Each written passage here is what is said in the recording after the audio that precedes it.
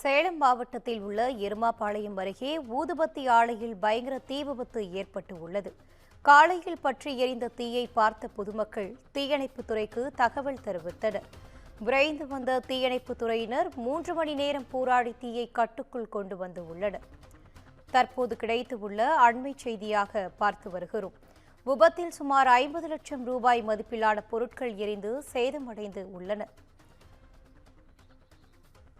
தற்போது கிடைத்துள்ள அண்மை செய்தியாக பார்த்து வருகிறோம். சேலம் சீலநாயக்கன்பட்டி அருகே எருமாபாளையம் ஊத்துமலை அடிவாரத்தில் உள்ள ஊதுபத்தி ஆலையில் தீ விபத்து ஏற்பட்டு உள்ளது. இது குறித்தான கூடுதல் தகவலோடு இணைகிறார் எமது செய்தியாளர் பிரகாஷ்ராஜ். வணக்கம் பிரகாஷ்ராஜ், தகவல்களை பகிரலாம். வணக்கம் வினிதா. சேலம் சீலநாயக்கன்பட்டி அடுத்த எருமாபாளையம் ஊத்துமலை அடிவாரத்தில் நசீர் என்பவருக்கு சொந்தமான ஊதுபத்தி ஆலை செயல்பட்டு வருகிறது. சுமார் 7000 சதுரடியில் இயங்கி வரும் இந்த ஆலையானது அதிகாலை திடீரென தீப்பற்றி கொழுந்துவிட்டு எரிந்தது.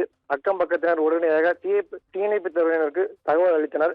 இந்த தகவலின் பேரில் சம்பவ இடத்திற்கு வந்த தீயணைப்புத் துறையினர் 5 வாகனங்கள் உதவியுடன் சுமார் 3 மணி நேரமாக போராடி தீயை கட்டுக்குள் கொண்டு வந்தனர். எளிதில் தீப்பற்றக்கூடிய அட்டைப்பெட்டிகள் ஊதுபத்தி தயாரிப்பதற்கான மூலப்பொருட்கள் என்பதால் தீ முழுமையாக அணைப்பதில் பெரும் சிரமம் ஏற்பட்டது. 40க்கும் மேற்பட்டோர் பணியாளர்கள் பணியாற்றி வரும் இந்த ஆலையில் அதிகாலை நேரத்தில் பணியாளர்கள் யாரும் இல்லாததால் பெரும் அசம்பாவிதம் தவிர்க்கப்பட்டது. இந்த விபத்தில் ரூபாய் 5 லட்சம் மதிப்பிலான பொருட்கள் எரிந்து நாசமடைந்திருப்பதாக கூறப்படுகிறது. ஊதுபத்தி, கம்ப்யூட்டர் சாம்பிராணி ஆகியவற்றை சூடேற்றி உலர வைக்கும் இயந்திரத்தில் ஏற்பட்ட மின்கசிவு காரணமாக தீ விபத்து ஏற்பட்டதாக முதற்கட்ட விசாரணையில் தெரிய வந்துள்ளது. விவரங்களை வழங்கியமைக்கு நன்றி பிரகாஷ்ராஜ்.